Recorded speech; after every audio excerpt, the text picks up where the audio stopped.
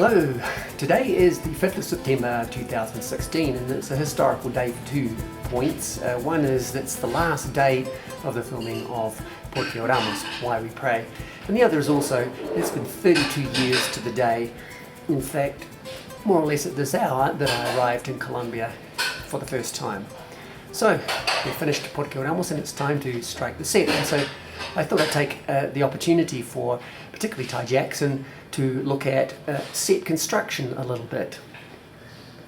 Now, because of the biology of our human hand, it gives us approximately 45 centimeters to get from the butt of the puppet up to the mouth. So that gives us about 50 centimeters, and if it was to scale, you're going to get another 45 to 50 centimeters or so to the bottom of the feet, and so that means he's going to be roughly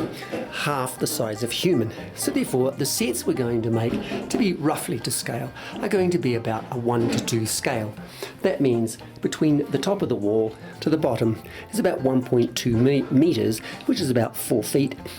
And that's basically one sheet of of plywood or flat wood that you're going to be using, MDF plywood or whatever. So that's more or less the scale we're going to be on.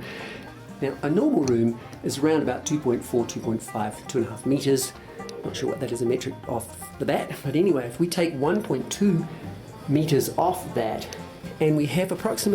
we lift our sets up 70 centimeters because we find that averaging out our puppeteers, most puppeteers can sit, kneel or squat and still reach the height they need to for the puppets in the scenery, and then that gives us approximately 30 to 60 centimeters, 1 to 2 feet of height to then lift our lights up so that they shine down on the set approximately a 45-degree angle, not straight on, so that we get a better light there, a little bit of fill from the two sides. So that basically dictates the scale and what will fit into a normal room. Now, if you have the luxury of a studio or an open space like a patio, then you can lift your scenery up higher so your puppeteers can walk around underneath, which is great.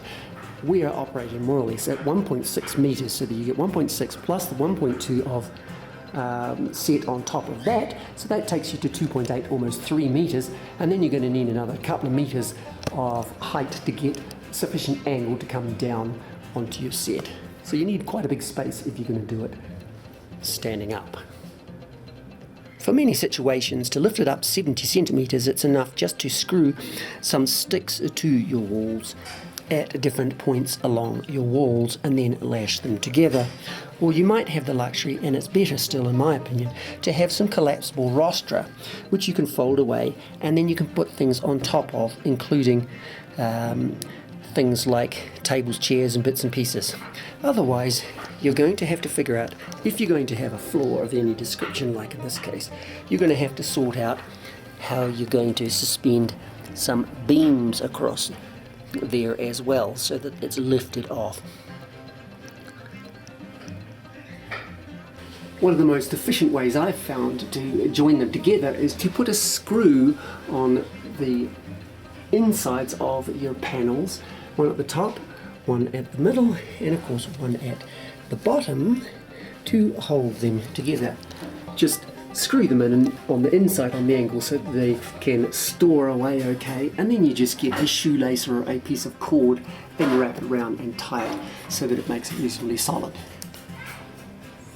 Now, in some cases it's very useful to make a panel in different pieces in paneling and things, because if you're using recycled materials you can use smaller pieces, and then you can also bolt them together with bolts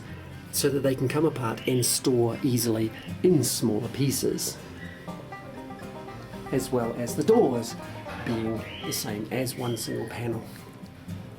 as you have smaller panels to make things a little bit more interesting. Now, your furniture is obviously going to have to be made to scale, and also with some holes in that you can also replace when it needs to be seen, but also have a hole in when you need your puppeteer's hand to go through. And your furniture also needs to store away, preferably in a way that it can be folded.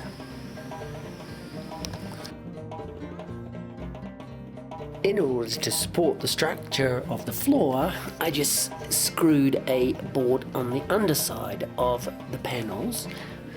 so that we can take a plank with a strengthener and put it in one end and the other, and then you can put several of those strategically placed with things on top. And the legs for storage, you can just unscrew that bottom screw there and it should fold down, both of them, and store it away. So the whole set basically breaks down to that much.